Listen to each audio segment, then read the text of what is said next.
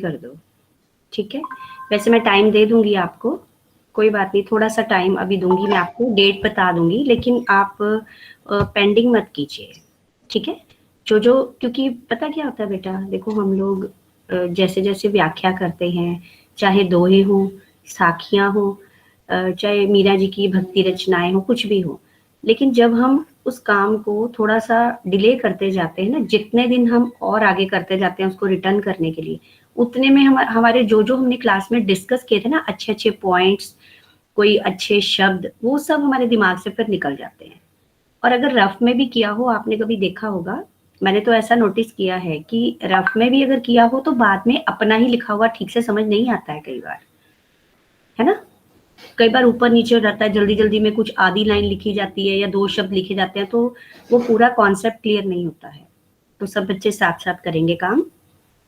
और आपको वैसे तो देखो हमारा, हाँ, होमवर्क का डे आपका फ्राइडे है, आपने देखा होगा, थर्सडे या फ्राइडे में से फ्राइडे है शायद आपका, जो हमारा एक ही दिन का होता है काम, ठीक है ना। थर्सडे हो या फ्राइडे हो, आपको पता ही होता है कि हमने इस क्लास में क्या खत्म किया है और उतना ही करना है, और पूरा हफ्ता आपको मिलता है काम करने के लिए। तो आज है 13th, है ना, 13th है। Yes ma'am.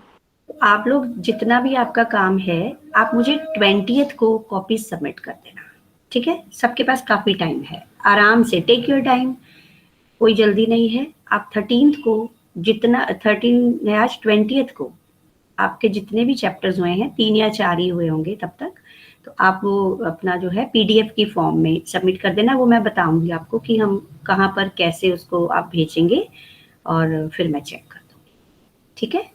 Ma'am Meera ji की भक्ति रचना में व्याख्या ही करनी है ना सिर्फ? हाँ जी, सिर्फ व्याख्या करनी है, और क्योंकि व्याख्या अगर आपको क्लियर हो जाती है, फिर उसके ऊपर बेस चाहे क्वेश्चंस आए, चाहे कुछ भी आए। अच्छा गर्ल्स, हाँ, एक चीज मैं आपके साथ इसके बारे में डिस्कस करना चाहूंगी।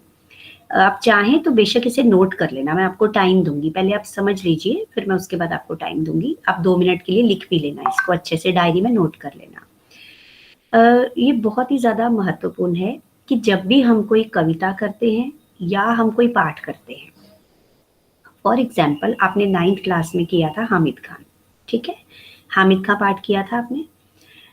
अगर ऐसा कोई प्रश्न आ जाता है एग्जाम में आपको कि हिंदू मुस्लिम एकता के बारे में या हिंदू मुस्लिम झगड़ों के बारे में कहानी में क्या बताया गया है, आप बताइए, ठीक है, या हिंदू मुस्लिम संबंधों के बारे में क्या बताया गया है। तो आप इसमें अगर आप सिर्फ ये बता देंगे कि हिंदू मुस्लिम संबंध भारत में बहुत अच्छे रहे, बाद में इस तरह से हो गया या जो भी हो गया, तो अगर आप सिर्फ इन जनरल आंसर देंगे तो आपको आधे ही मार्क्स मिलेंगे, मतलब आधे में से चेक होंगे आपके। अगर गलतियां होंगी, फॉर एग्जाम्पल 5 मार्क्स का है, आपने उस प्रश्न का उत्तर दिया जो पूछा गया था, बस उतना ही उत्तर दे दिया आपने, आपको आगे लिखा होता है हमेशा कि हामिद खां पाठ के आधार पर बताएं, या जो भी पाठ है। आज हम कर रहे हैं बड़े भाई साहब, तो बड़े भाई अक्सर छोटे भाई को क्या नसीहत देते हैं, बड़े भाई साहब पाठ के आधार पर बताएं। तो इन जनरल अगर आपने सिर्फ बता दिया कि बड़े भाई का अधिकार होता है, वह छोटे भाई को सही राह पर लेकर जाना चाहता है, उसको कभी डांट से कभी प्यार से समझाता है, इतना ही लिख के अगर आपने बस कर दिया, तो आपको 5 में से 2.5 नंबर जो होंगे उसी में से मार्क्स मिलेंगे। बाकी का 2.5 का आपने अटेम्प्ट ही नहीं किया, क्योंकि आपको कहा गया था कि बड़े भाई साहब या हामिद का पाठ के आधार पर स्पष्ट कीजिए।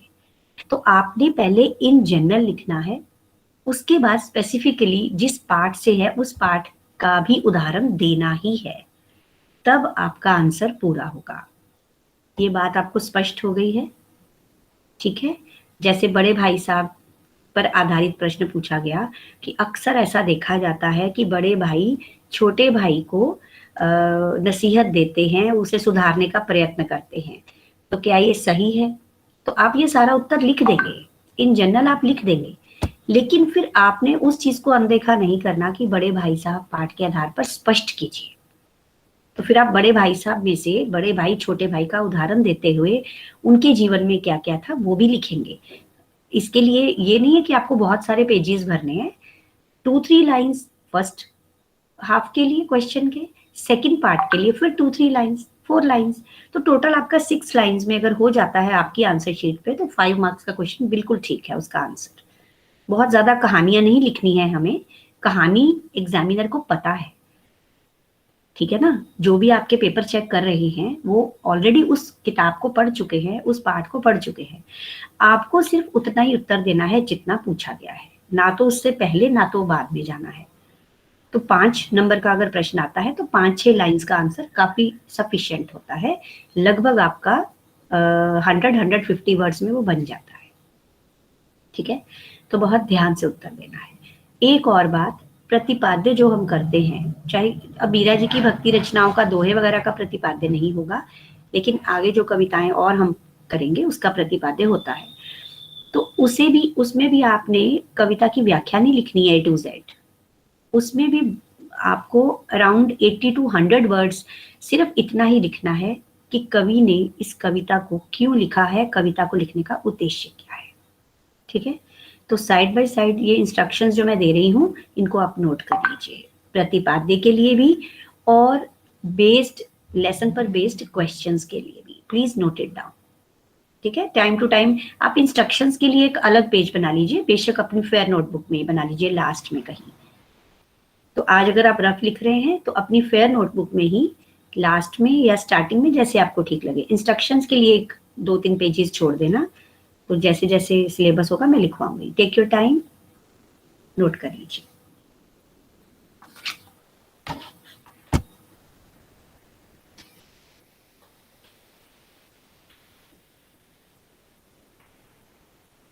जब आप मुझे कॉपी भेजेंगे तो साथ में ये वाला पेज भी क्लिक करके भेजेंगे, ठीक है। जितनी इंस्ट्रक्शंस आपने अभी तक लिखी हैं, अभी तक प्रतिपाद्य और आज ये वाली लेसन की मैं करवा रही हूँ, और भी बताई होंगी लेकिन उसके बाद फिर धीरे धीरे मैं बताती जाऊंगी, आप उसमें नोट कर लेना।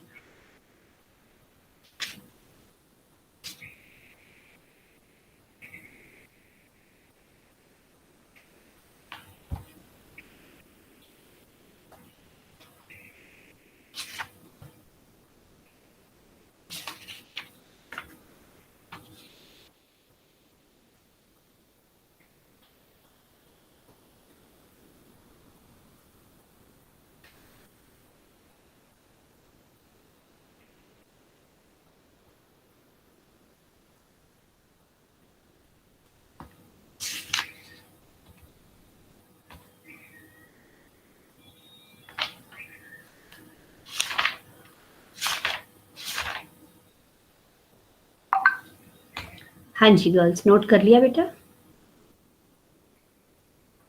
Yes ma'am. ठीक। एक्सक्यूज मी मैम, हाँ जी। आपने हमें एक अलंकार भी कराए थे, वो लिखने हैं कॉपी में?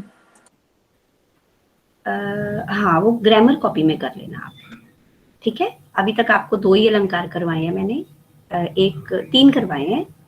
एक है अनुप्रास, एक अंत्यानुप्रास और एक पुनरुक्ति प्रकाश, ठीक है। वो आप बेशक वेट करना, मैं थोड़ा आपको लिख के भी भेज दूंगी, लिख के भेजूंगी, फिर आप उसको लिखना, क्योंकि ऐसा ना हो शब्द गलत ना हो जाए इसलिए, ठीक है।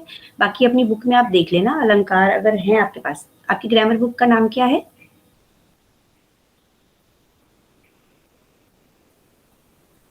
मैम हिंदी व्याकरण लिखा है। Full marks? फुल मार्क्स की है। फुल मार्क्स की है, ठीक है। तो आप उसमें देख लेना, अगर तो अलंकार होंगे तो फिर आपको नाम भी मिल जाएंगे, नहीं हुए तो आप मुझे बताना, फिर मैं किसी दूसरी बुक से क्लिक करके आपको भेजूंगी ग्रुप में, ठीक है।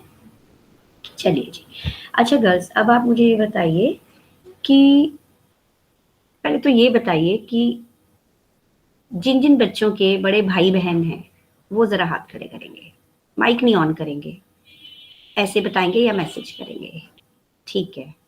वामिका, परिनाज, जानवी, ठीक है। नव्या, तविशा, नव्या और उसके बाद फिर तविशा बताएंगे।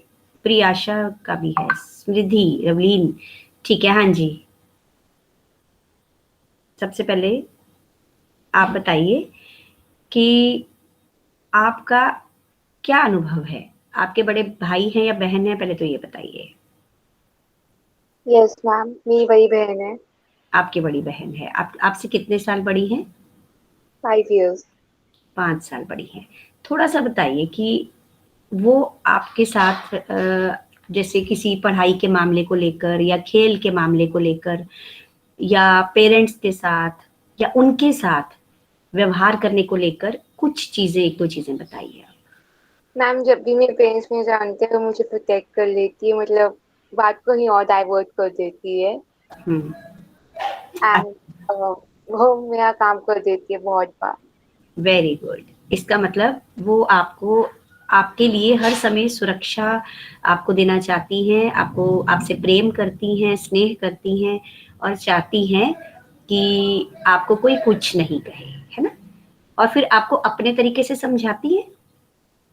यस मैम, और वो मुझे काम भी देती है, मतलब वो काम असाइन करती है पर दूसरे से जो काम असाइन करते हैं वो कर देती है। अच्छा, चलो बहुत अच्छी बात है। हाँ जी, और कौन बता रहा है? प्रियाशा, आपने भी हाथ खड़ा किया था? Yes ma'am. आपके मैम मैं भी बड़े यस भाई मैम हैं मैम कि मैम बड़ी बड़ी बहन है मेरी। बहन वो है? मुझसे 6.5 years बड़े हैं। हुँ, और हमारे साथ मतलब अच्छा, दो बहनों की ज्यादातर अच्छी बनती है, तो लड़ाई भी होती है कभी कभी, पर मेरी बहन मुझे पढ़ाई में मदद कर देती है। और मतलब ज्यादा तो मतलब मेरी बहन ज्यादातर बेड पे बैठी रहती है, निकलती तो है नहीं। तो मतलब मम्मा पापा तो मेरा एग्जाम्पल दे रहा है मेरी बहन को कि मैं जल्दी भी उठ जाती हूँ। तो ऐसा तो अगर मेरे को लगता है कि जैसे अगर मुझ में कुछ अच्छा है तो शायद वो मेरी बहन की वजह से है, क्योंकि मेरी बहन हमेशा मुझे मतलब अच्छा ही सिखाती है। तो अच्छा सिखाती है क्योंकि उनके मन में आपके लिए उन्नति की भावना है। वो चाहती हैं कि आप और आपको ये कहती है कि आप जल्दी उठा करो वैसे? Yes ma'am. मैं मतलब वो पढ़ने के लिए बोलती थी, मैं खुद ही अब जल्दी उठ जाती हूँ। मैं 5 बजे उठ जाती हूँ सुबह। तो बस खुद नहीं उठते वो, लेकिन हाँ मेरे को उन्होंने अच्छा बना दिया, खुद उतना वो है नहीं। ठीक मैं ज्यादा है। डिसिप्लिन हाँ, रहती हूँ। अपने से ज़्यादा इसका मतलब अपने से ज़्यादा आपके हित की भावना है उनके मन में, है ना? हाँ जी। हाँ जी, और कौन बता रहा है? और कोई भी बताए? मैम मेरी बड़ी बहन है, परिनास। 3 साल बड़ी है मेरे से। अच्छा, तो मुझसे पहले तो सारा काम करवाएगी, चाहे कोई भी हो जाए। और अगर मम्मा पापा कोएगा, बीच में ही सारी शिकायत लाएगी, चाहे सच है चाहे झूठ है, बस मेरे को डांट खवा खिलवानी मम्मा पापा से। पर कभी कभी ऐसे मदद भी कर देती है काम में, जैसे अगर मैं कहूँ भी मैं आपका ये काम कर दूं, मेरा ये काम कर दो, ऐसे वो काम भी कर देगी। पर ये नहीं है भी पूरा करेगी। और कभी अच्छा, कभी मतलब तंग करती है, जैसे मैं बड़ी बहन हूँ और वो छोटी बहन है, ऐसे तंग करेगी। अच्छा। ये भी देखो हमेशा प्रेम का या स्नेह का एक ही रूप नहीं होता, है ना? अलग-अलग भी होता है। और अब जब मैं जैसे कुछ भी से ऐसे हक करती हूँ या कुछ भी करती हूँ, वो ऐसे भागेगी मुझसे, जैसे मेरे को थप्पड़ मार देगी, मेरे को नहीं चाहिए। हाँ, हर एक का अपना-अपना ढंग होता है ना? मेरा छोटा ब्रदर है ना, उसको मैं बहुत ज़्यादा डाँटती हूँ। लेकिन क्योंकि वो कुछ ना कुछ ऐसा कर ही देता है। हालाँकि बहुत छोटा नहीं है, उसका भी बेटा है, सेंट एन्स में है 5th में, लेकिन वो मेरे से छोटा है काफ़ी। तो मैं उसको डाँटती हूँ, लेकिन डाँटने के पीछे जब मैं उसको डाँटती हूँ, तो मुझे ये नहीं होता कि मुझे खुशी होती है। मुझे भी थोड़ा अंदर से फ़ील होता है, लेकिन मुझे लगता है कि ये सही राह पर चले। जैसे आजकल हाइजीन ये जो है हम बाहर सब्ज़ी लेने चले जाते हैं या कुछ है, तो मैं इस चीज़ पे भी उसको डाँटती हूँ कि इस तरह से आके ऐसे नहीं रखना है, ऐसे नहीं करना है, तुम्हें अभी तक पता नहीं चला। तो कभी-कभी मुझे लगता है कि जैसे मैं उसको ऐसे डाँटती हूँ जैसे वो 5th में हो, पर फिर भी वो मुझे कुछ कहता नहीं है। कभी-कभी वो मैं उसको मेरी कोई बात अच्छी नहीं लगे, तो फिर कई बार वो गुस्सा भी करता है कि आपको नहीं पता है दीदी, तब करता है। लेकिन जब मैं उसको गुस्सा करती हूँ, तब वो कुछ नहीं बोलता है, कुछ भी नहीं बोलता है। 2 ब्रदर हैं मेरे छोटे, लेकिन उनको मैं जब भी कुछ कहती हूँ, कभी भी नहीं बोलते हैं आगे से टच वुड और हमेशा सुनते हैं बात को। फिर कभी-कभी मैंने ये भी देखा है कि वो करते भी नहीं वो सब जो मैं बोलती हूँ। लेकिन उस टाइम हाँ, हाँ, ठीक है दीदी, हाँ, हाँ, हाँ, करते रहेंगे और फिर करते भी नहीं है बाद में वो, तो फिर बंदे को और ज़्यादा है ना गुस्सा आता है। पर उस गुस्से के पीछे भावना क्या है? उनका हित।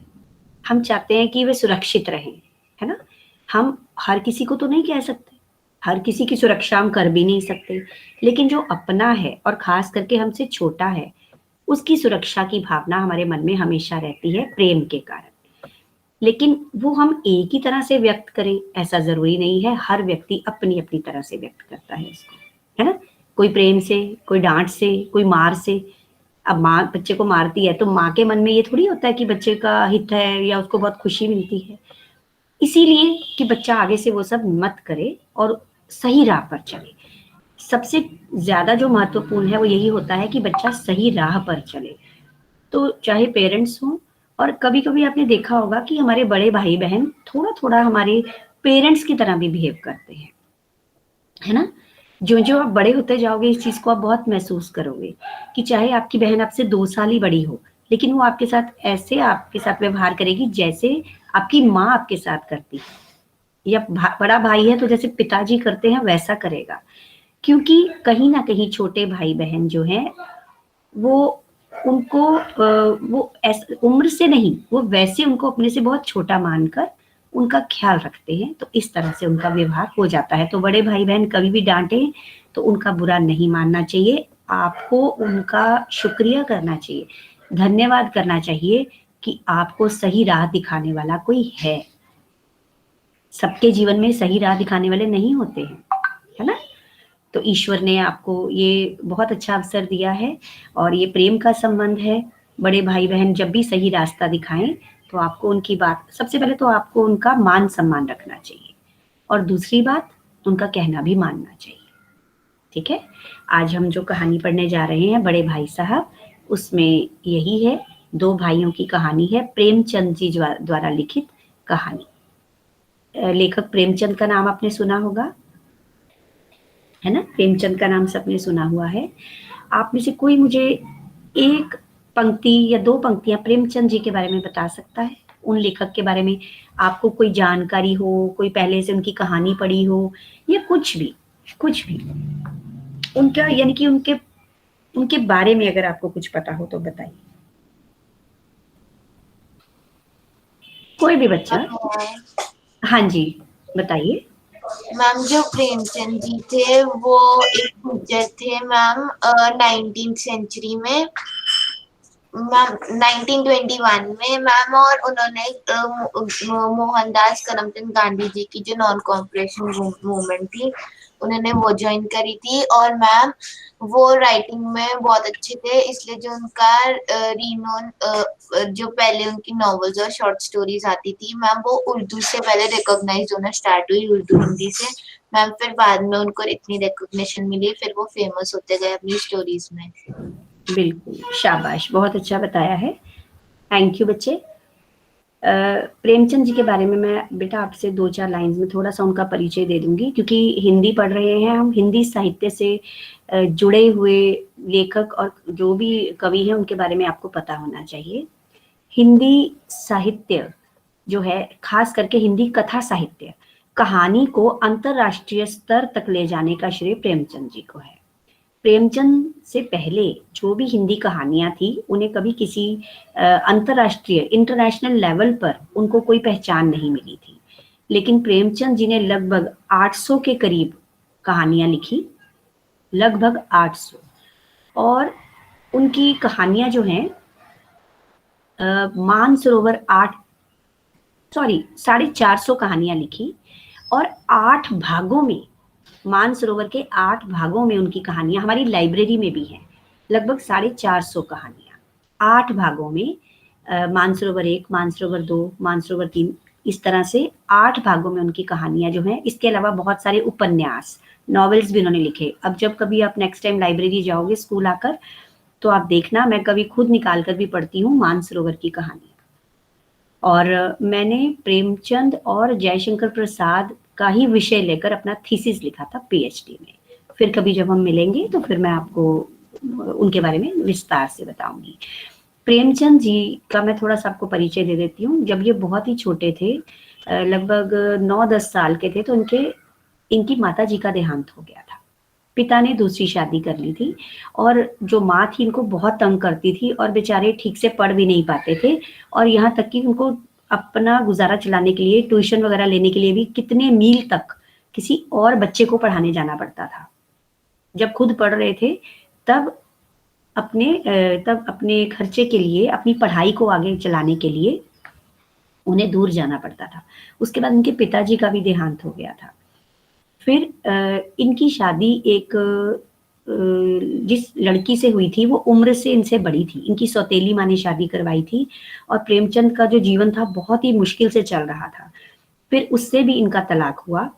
फिर प्रेमचंद जी ने समाज के सामने एक मिसाल रखी। उन्होंने बाल विधवा शिवरानी देवी करके एक लड़की थी, बाल विधवा हो चुकी थी।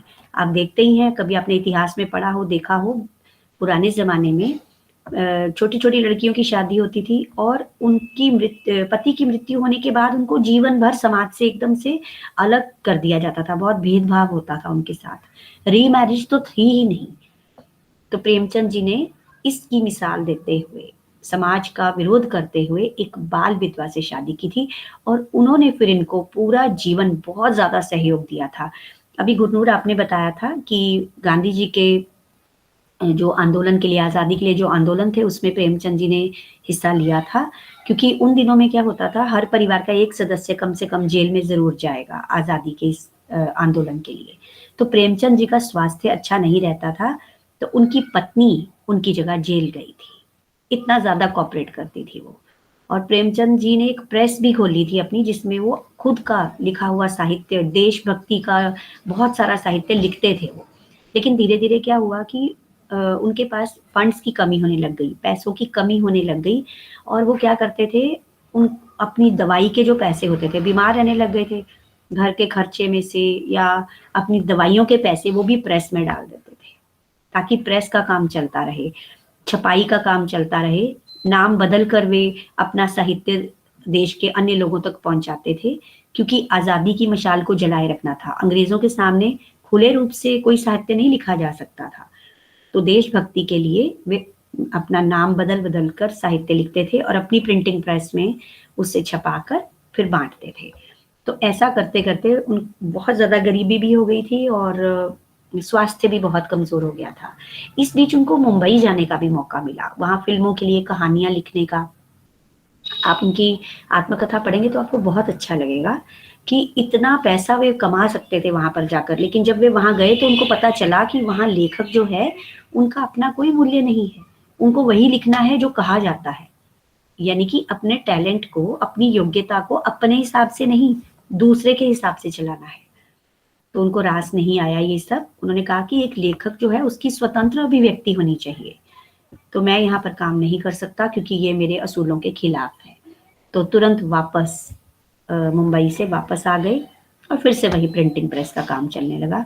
और उनके बारे में एक बहुत अच्छी कहानी है, एक बात है कि उनकी आत्मकथा में कि जिस तरह से दिए का तेल जब धीरे धीरे खत्म हो जाता है ना, पहले तो दिया जलता है लेकिन धीरे धीरे जब तेल खत्म हो जाता है तो फिर क्या होता है, बत्ती भी जल जाती है। तो इस तरह से उन्होंने अपना जीवन जो था पूरा हिंदी साहित्य के लिए लगा दिया, देशभक्ति में लगा दिया, और अंत में बहुत छोटी उम्र में ही उनका देहांत हो गया था। लेकिन अच्छा, ये एक और बहुत बड़ा दुर्भाग्य रहा कि उनके जीते जी उनकी कहानियों को, उनके साहित्य को कोई पहचान नहीं मिली।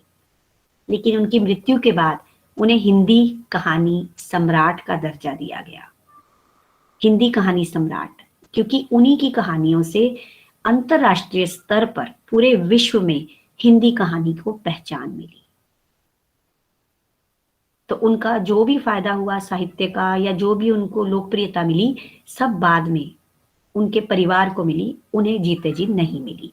लेकिन प्रेमचंद जो थे एक बहुत ही सीधे साधे, और उनको देखकर कोई कह नहीं सकता था, एकदम सीधी सादी धोती, अंगूठा चप्पल, कुर्ता, और बहुत ही सीधा साधा व्यक्तित्व। और जब भी हंसते थे दिल खोल कर हंसते थे। उनको देखकर कोई भी नहीं कह सकता था कि ये कोई बहुत बड़े लेखक हैं। छोटे लेखकों को बहुत ज्यादा हिम्मत देते, उनको बहुत ज्यादा प्रेरणा देते आगे बढ़ने की। लेकिन उनके व्यक्तित्व को देखकर कोई नहीं उनको देखकर अंदाजा लगा सकता था कि ये हिंदी कहानी सम्राट है। इतने सीधे साधे व्यक्ति थे, पहनावे से भी और स्वभाव से भी।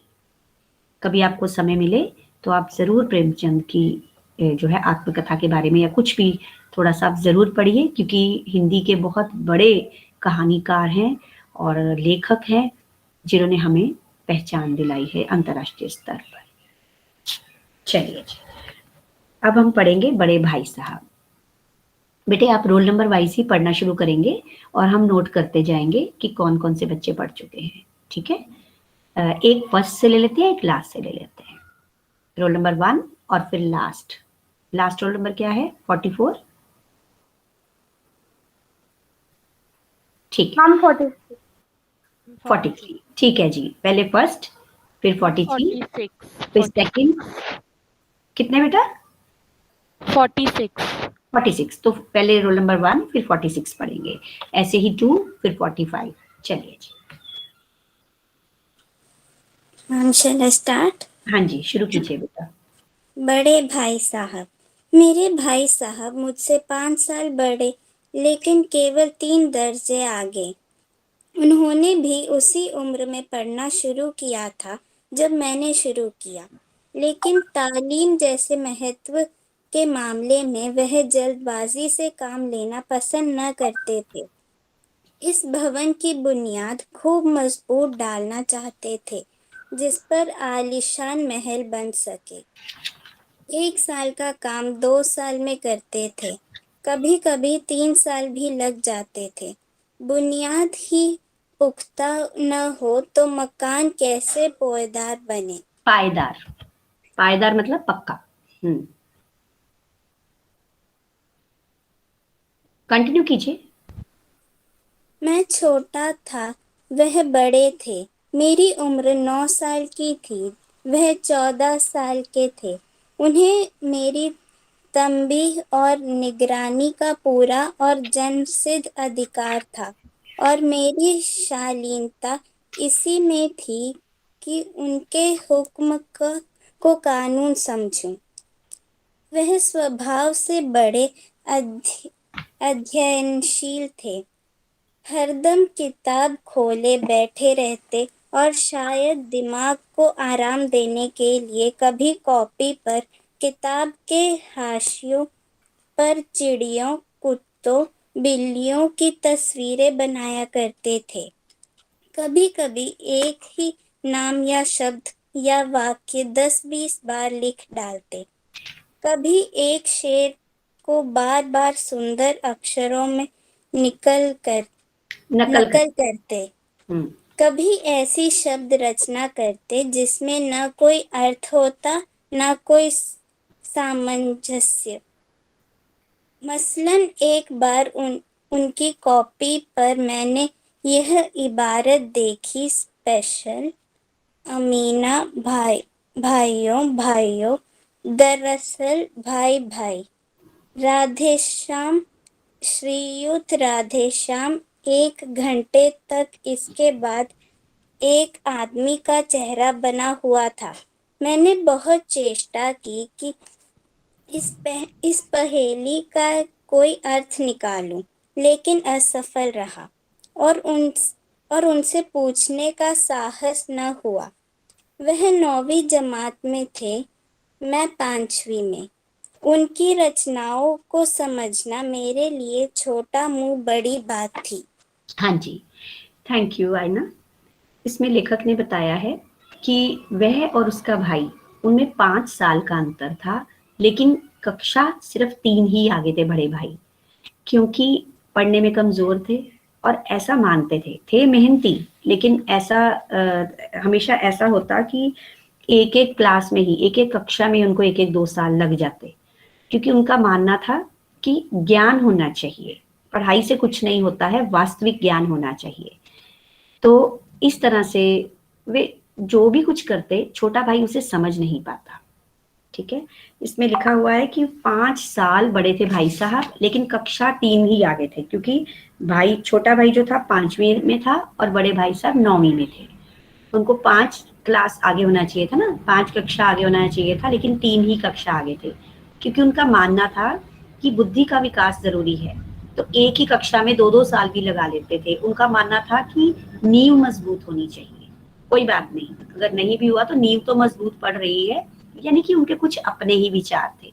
और लेखक कहता है कि वह उनको देखता, हरदम किताब खोल के बैठे रहते थे, और फिर कभी कभी उनकी कॉपियों पर भी वह देखता कुछ अलग अलग ही ऐसे शब्द लिखे जाते हैं जिनका कोई आपस में सामंजस्य ही नहीं होता।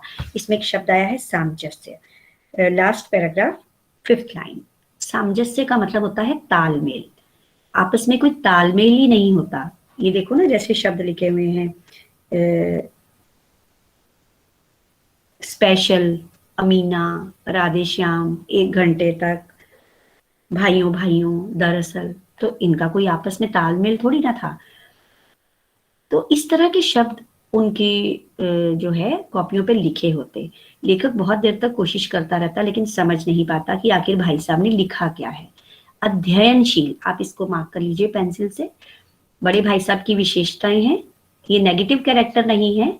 इनके लिए हम जब भी पात्र का जो चरित्र चित्रण आता है, इसमें कोई भी बच्चा कभी भी इनका कोई नेगेटिव पॉइंट नहीं लिखेगा, क्योंकि दिमाग का कम होना, दिमाग का कमजोर होना, पढ़ाई में अच्छे नहीं होना, ये किसी की कोई बुराई नहीं है।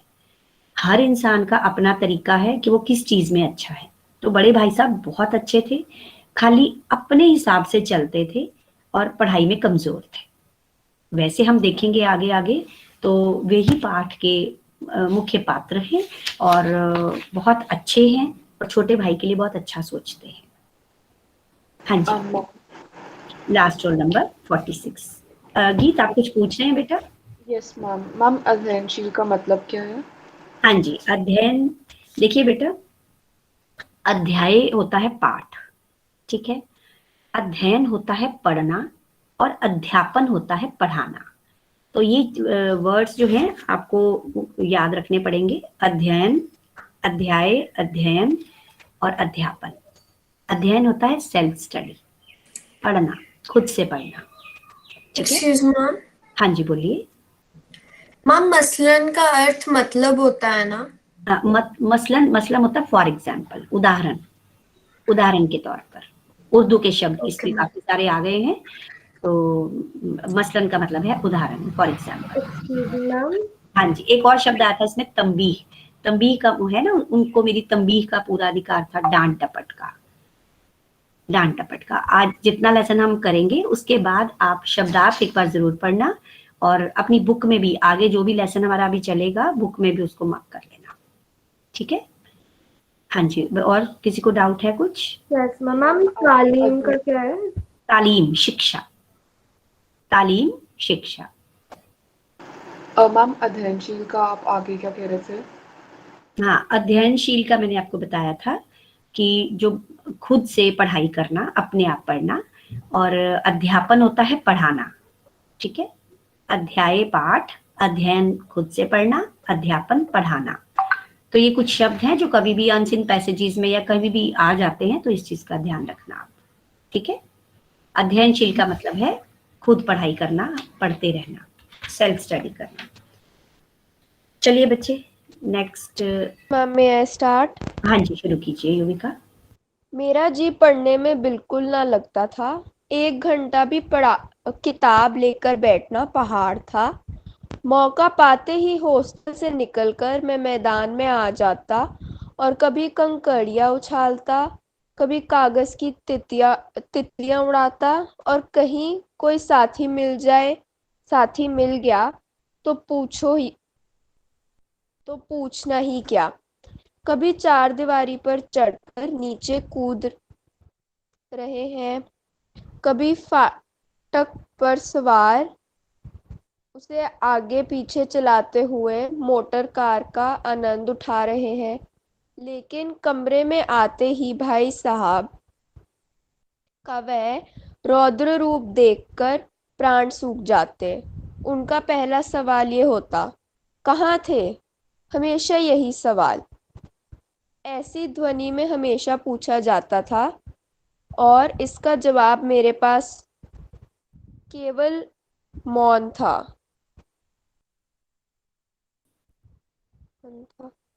ना जाने मेरे मुंह से यह बात क्यों ना निकलती थी कि जरा बाहर खेल रहा था। मेरा मौन कह देता था कि मुझे अपना अपराध स्वीकार है और भाई साहब के लिए उसके सिवा और कोई इलाज न था कि स्नेह और रोष से मिले हुए शब्दों से मेरा सत्कार करें।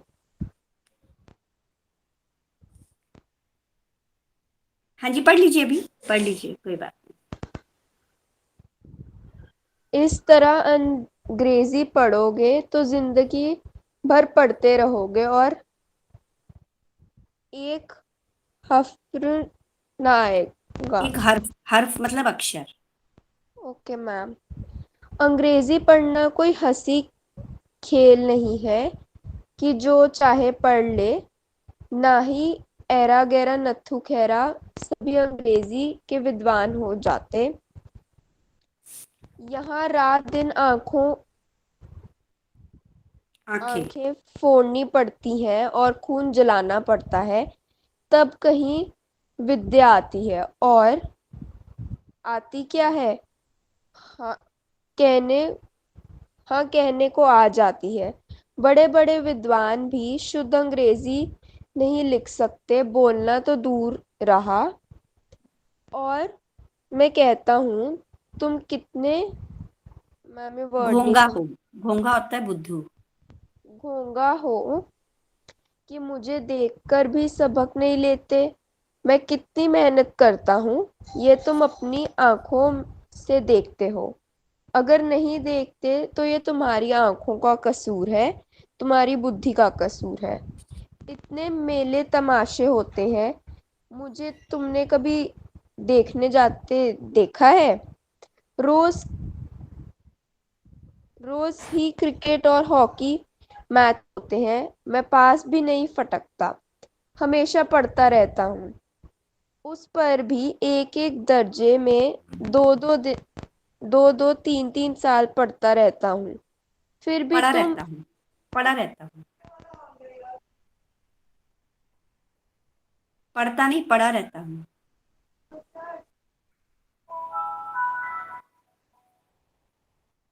हाँ जी,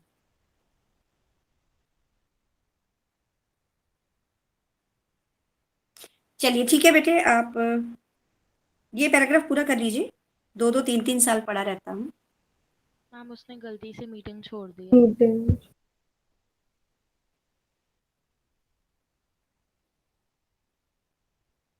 क्या हो गया, आवाज नहीं आ रही है? मैम उसने एक्चुअली मीटिंग छोड़ दिया है। मीटिंग छोड़ दी है। अच्छा, कोई बात नहीं, चलिए अभी रोल नंबर 2 पढ़ेगा। Yes ma'am.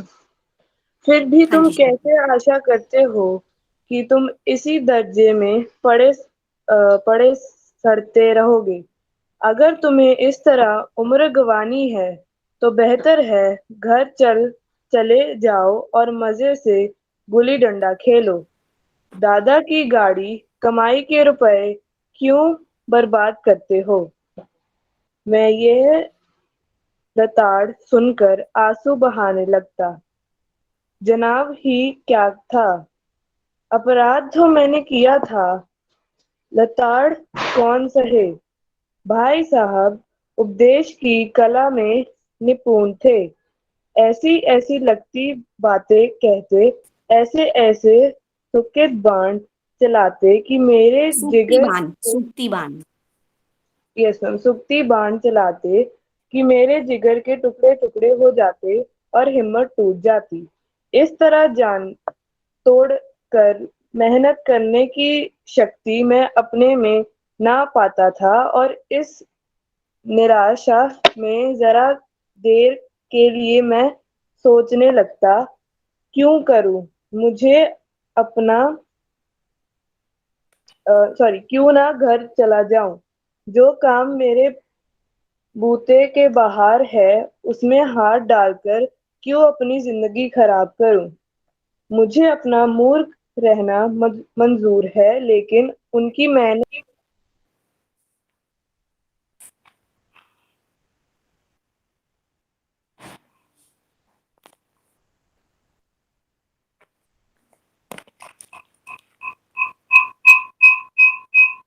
एक मिनट बस।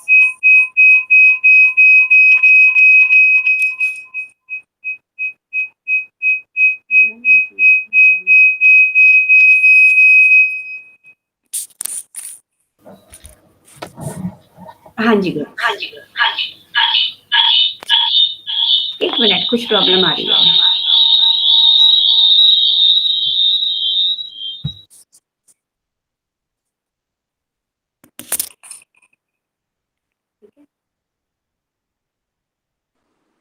मैम जब मैम 2 थोड़ा डिवाइसेस से कंटिन्यू। जॉइन करते हैं ना तब होता है ऐसा। हाँ जी, क्या? मैम जब 2 डिवाइसेस से जॉइन करोगे ना तब ऐसी ऐसी आवाज आती है फिर। हाँ, अब ठीक हो गया। पता क्या हुआ एक्चुअली, वो इसकी ना मैंने लैपटॉप चार्जिंग खत्म हो गई थी तो फोन ऑन कर लिया था। अभी भी वैसे ही हो रहा है? मैम अब ठीक ठीक है, हो गया। मैम आप ठीक हो गए। ठीक है, चलिए। मैम अभी क्लास का टाइम तो हो गया है, थोड़ा सा पूरा कर लीजिए बस ये वाला पार्ट। हाँ जी, पार्ट 1 पूरा कर लेंगे। लेकिन चलिए। घंटे 2 घंटे के बाद निराशा के बादल फट जाते और मैं इरादा करता कि आगे से खूब जी लगाकर पढूं। झटपट एक टाइम टेबल बना डाला।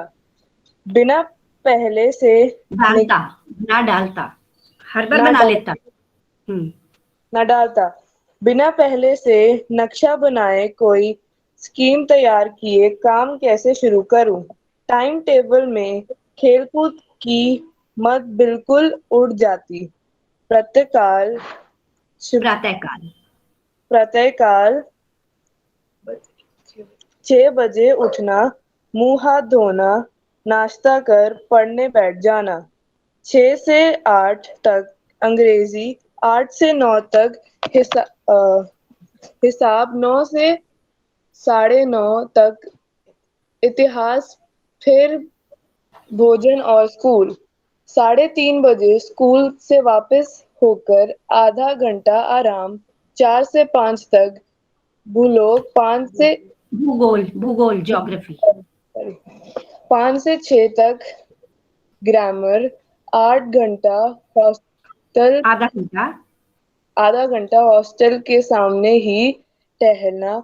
6:30 से 7 तक अंग्रेजी कंपोजिशन पर भोजन करके 8 से 9 तक अनुवाद। 9 से 10 तक हिंदी। 10 से 11 तक विविध विषय, फिर विश्राम। मगर टाइम टेबल बना लेना एक बात है, उस पर अमल करना दूसरी बात। अमल करना दूसरी बात। पहले ही दिन उसकी अवहेलना शुरू हो जाती। अवहेलना का मतलब होता है नजरअंदाज करना। हाँ जी। मैदान की वह सुखद हरियाली, हवा के हल्के हल्के झोंके, फुटबॉल की वह उछल कूद, कबड्डी के वह दाव घाट, वॉलीबॉल वॉलीबॉल की वह तेजी और फुर्ती मुझे अज्ञात और चलो ये मैं पूरा कर देती हूँ। ठीक है, थैंक यू अवनीत, मैं ये पूरा कर देती हूँ क्योंकि क्लास का भी टाइम हो गया है।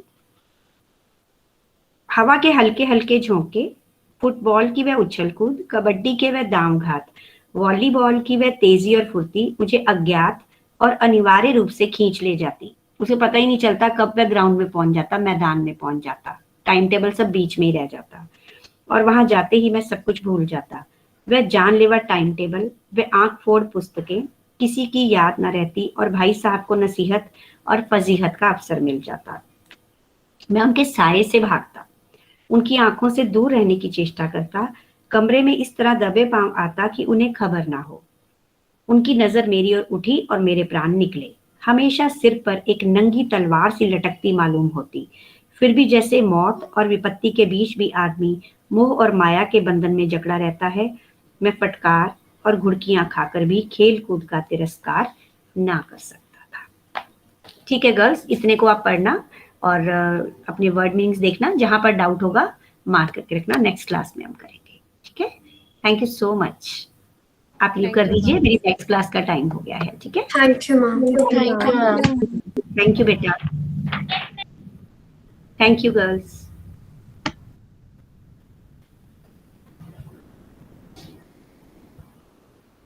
हम्म,